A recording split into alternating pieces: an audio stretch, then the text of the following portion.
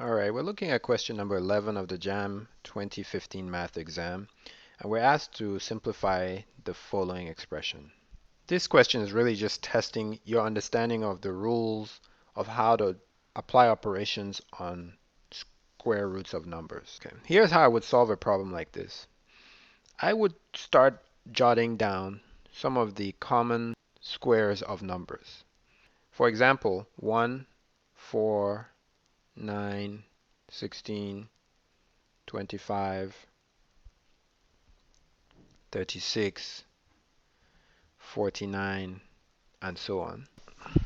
Just to have them handy in case they will help me solve these problems. If you have these numbers written down, then you can start trying to see whether or not you can simplify any of these expressions directly. So either off the top of my head or through a calculator, I can quickly see that 147 is equal to 49 times 3.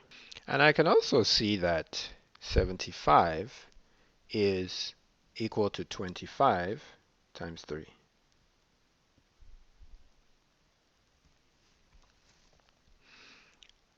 Finally, I can see that 48 is equal to 16 times 3.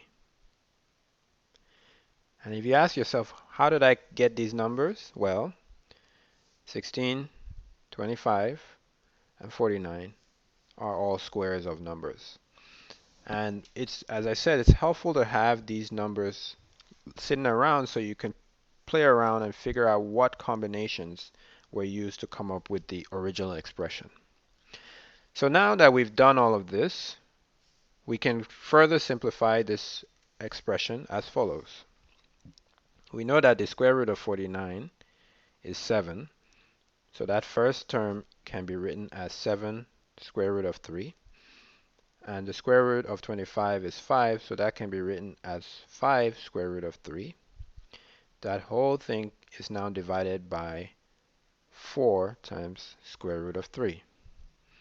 And so if we have 7 of something and we subtract 5 of the same thing, we're going to get 2 of the same thing. And that's why when we have 7 square root of 3 minus 5 square root of 3, we get 2 square root of 3 at the numerator.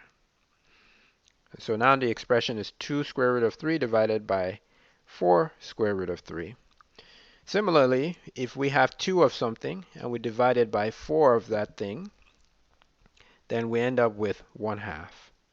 So the answer is 1/2.